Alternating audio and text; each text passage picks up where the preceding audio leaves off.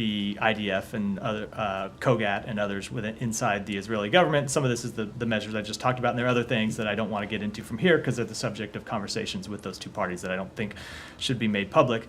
And then, of course, long term, we want to see a ceasefire and the reestablishment of Palestinian-led governance, and ultimately we have ideas for providing security inside Gaza and providing governance and reconstruction, all of these things that would go to a restoration of law and order. But that is a long-term, it in no way accounts for the here and now, which is what we're working on, as I said, with the UN and the government of Israel. And who's responsible, in your eyes, for putting that kind of mechanism in place, especially when it comes to security? So right now, it's something that needs to be resolved between the UN and the IDF. Obviously, the IDF is the dominant security actor inside southern Gaza right now. There are IDF brigades that are operating inside southern Gaza. The UN is the humanitarian implementer who is carrying out the delivery of humanitarian assistance. So they need to be able to work together to resolve this security situation. And is this the best option right now for U.S. government to improve distribution and to get in more aid into Gaza? The best option is to get a ceasefire.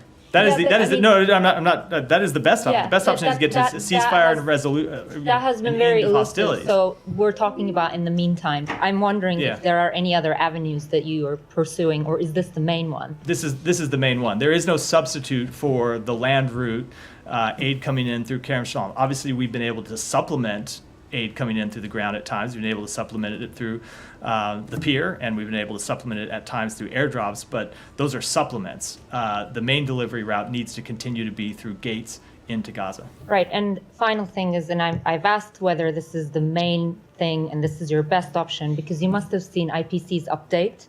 It now talks about nearly 500,000 people are facing the most severe form of starvation. And they say clearly that after some slight improvement, there's renewed deterioration after Israel has started its Rafah offensive. So, how is the U.S. going to remedy this situation? And help us wrap our heads around the fact that how are we still in this situation 8 months into this war? So I think we are in this situation because of the difficulty that this conflict poses to delivering humanitarian assistance. And it is not just a question, as we've seen over the past month or so, of getting humanitarian assistance delivered to the gates. There was a long time where we were just trying to get the numbers of trucks coming into Kerem Shalom every day up. We were able to get the number of trucks coming into Kerem Shalom up, and now we're dealing with a different problem on the other side, which is the breakdown of law and order and the inability in some cases, or at least the extreme difficulty of delivering humanitarian assistance inside Gaza. That was actually a problem several months ago. We were able to work to resolve it. It has become a problem again.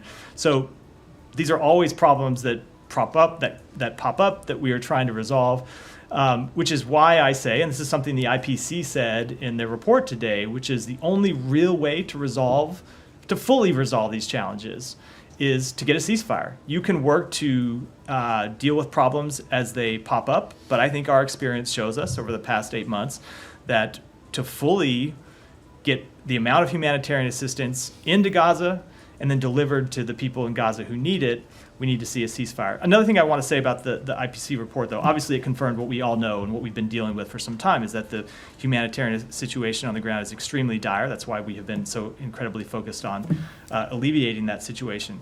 It did note some improvements, however, especially in the north, and I think it is important to note that in their last report in March, the IPC predicted that famine was imminent in the north and that we would reach famine, I think it said, by May. The United States government intervened and did a lot of work to get Erez Gate open, Zikim open, to get Ashdod Port open, to get humanitarian assistance delivered into the north, and that has happened. Now, the IPC assessed today that that prediction ultimately did not bear true, and I think you have to assess it's because of those efforts to get humanitarian assistance, which is in no way to declare that the job is finished. Of course, the work remains ongoing. The situation is still incredibly dire. We need to continue to get more humanitarian assistance into the north, and of course address the stagnation and in some cases the reversal in situation in the south, and that's what we're trying to do. Final thing, sorry.